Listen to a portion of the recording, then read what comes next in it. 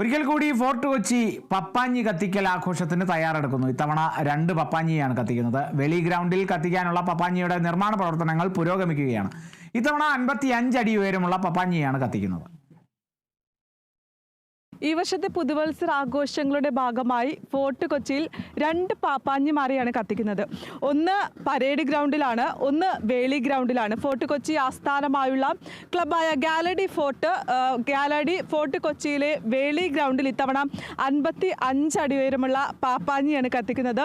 ഇപ്പോൾ കൗൺസിലർ നമ്മളോടൊപ്പം ചേരുന്നുണ്ട്. കഴിഞ്ഞ തവണ വിവാദമായിരുന്നു, അതിനുശേഷം 35 അടി ഉയരമുള്ള പാപ്പാഞ്ഞിയെ കത്തിക്കാൻ അനുമതി നൽകി. ഇത്തവണ 55 അടി ഉയരമുള്ള പാപ്പാഞ്ഞിയാണ് കത്തിക്കുന്നത്. എങ്ങനെ പോകുന്ന ഒരുക്കങ്ങളൊക്കെ?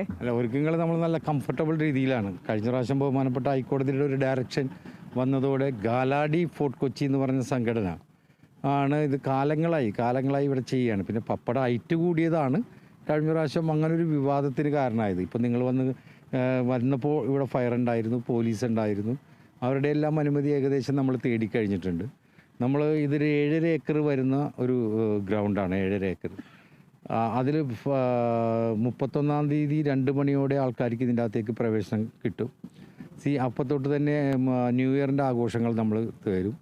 25-ാം തീയതി ക്രിസ്മസിൻ്റെ അന്ന് രാത്രിയിൽ ഈ പപ്പയെ ഒരുപക്ഷെ ഇന്ത്യയിൽ ഏറ്റവും വലിയ പപ്പാഞ്ഞി എന്ന് പറയുന്നത് ഫോർട്ട് കൊച്ചി ഗാലാഡി സംഘടന നടത്തുന്ന ഈ വെളി ഗ്രൗണ്ടിലാണ്. അതൊരു ചരിത്രമുറങ്ങുന്ന ഒരു സംഭവമാണ്. കഴിഞ്ഞ പ്രാവശ്യം ഒരുപക്ഷെ ഇന്ത്യക്കകത്ത് റിമോട്ടിൽ പപ്പാഞ്ഞി കത്തിച്ച സംഭവം ഉണ്ടായിട്ടില്ല, എവിടെയും ഉണ്ടായിട്ടില്ല.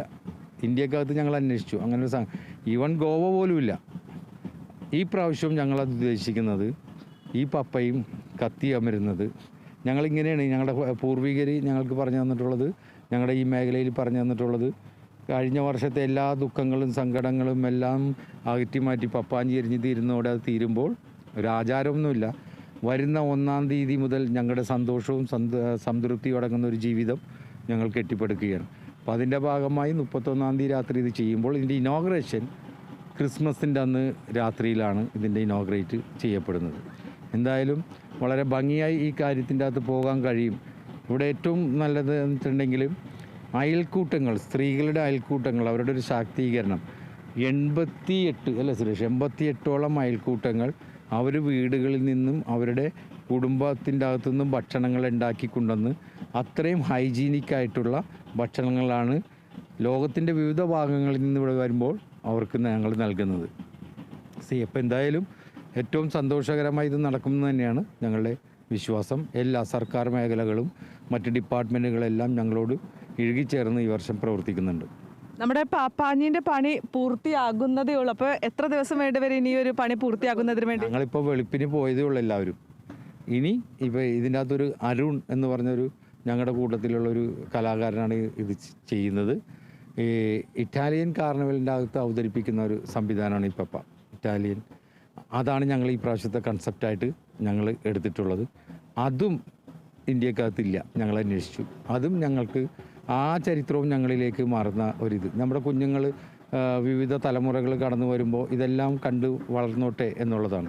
ഇതിലപ്പുറം വാട്സപ്പും ഇൻസ്റ്റാഗ്രാമും ഫേസ്ബുക്കിൽ നിന്നൊക്കെ മാറി നിങ്ങൾ കാണണം രാത്രിയിലിവിടെ 10,000-കണക്കിന് കുഞ്ഞുങ്ങൾ ജാതിയും മതവും വർണ്ണവും എല്ലാം മറന്ന് ഏകോദര സഹോദരങ്ങളെ പോലെ ഇങ്ങനെ സന്തോഷിച്ച് നടക്കുകയാണ്. ഇതുതന്നെയാണ് ഞങ്ങളുടെയും ഏറ്റവും വലിയ ആത്മസംതൃപ്തി. ഇത്തവണ എത്രത്തോളം ആളുകളെ നമുക്കിവിടെ പ്രതീക്ഷിക്കാം? 100% എന്തായാലും 1 lakh മേലെയാണ്. ഞങ്ങൾക്കത് നിർത്താൻ വേണ്ടിയുള്ള ഒരുക്കങ്ങളൊക്കെ ഇവിടെ സജ്ജമാക്കിയിട്ടുണ്ടോ? ഞങ്ങളെ സംബന്ധിച്ച് ഞങ്ങൾ ഓൾറെഡി ഒരു 20 ദിവസം മുമ്പ്, അപ്രോക്സിമേറ്റ് ഒരു മാസം മുമ്പ് ഞങ്ങൾ കംഫർട്ടബിളാണ്.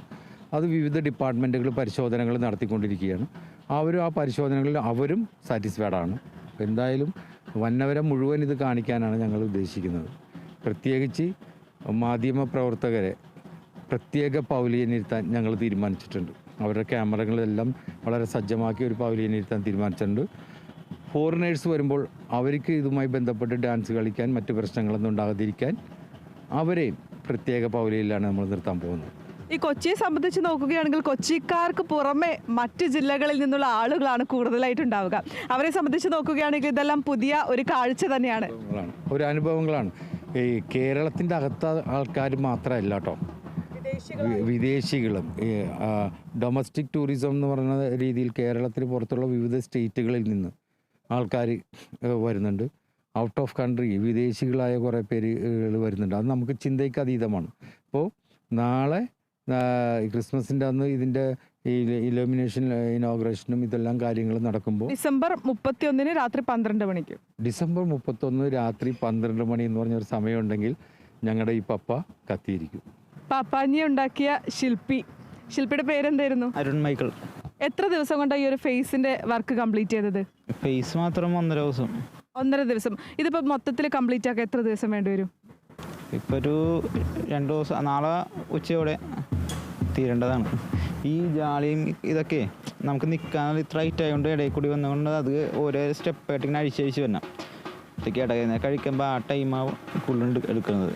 ഇതിപ്പോൾ ആദ്യമായിട്ടാണ് ഈ പാപ്പാഞ്ഞിയെ ഉണ്ടാക്കുന്നത്? കഴിഞ്ഞ ഒരെണ്ണം ആദ്യമായിട്ടുണ്ടാക്കിയത്. കഴിഞ്ഞ തവണയും വേളി ഗ്രൗണ്ടിൽ ഉണ്ടാക്കിയ പാപ്പാഞ്ഞിയെ 35 അടി ഉയരം, ഇത്തവണ 55 അടി ഉയരമാണ്. എങ്ങനെയുണ്ട്? എന്ത് തോന്നുന്നു? സന്തോഷം തോന്നുന്നു ഈ പ്രാവശ്യം എന്നെ തന്നെ ഇത് ഏൽപ്പിച്ചതിന്. ഈ കൊച്ചിക്കാരുടെ മാത്രം സ്വകാര്യ അഹങ്കാരമാണ് ഈ പാപ്പാഞ്ഞിയെ കത്തിക്കൽ. ഡിസംബർ 31 രാത്രി 12 മണിക്കാണ് പാപ്പാഞ്ഞിയെ കത്തിക്കൽ നടക്കുക. അതിൻ്റെ ഒരുക്കങ്ങളാണ് നമുക്ക് ഈ ദൃശ്യങ്ങളിൽ അടക്കം തന്നെ കാണാൻ സാധിക്കുക. അതിനു വേണ്ടിയിട്ടുള്ള എല്ലാ സജ്ജീകരണങ്ങളും പൂർത്തിയാക്കിയിട്ടുണ്ടെന്നാണ് കൗൺസിലർ അടക്കമുള്ളവർ വ്യക്തമാക്കുന്ന കാര്യം. ക്യാമറ പേഴ്സൺ ഗീതേഷിനൊപ്പം വിനയരാജ്, കേരള വിഷൻ ന്യൂസ്, കൊച്ചി.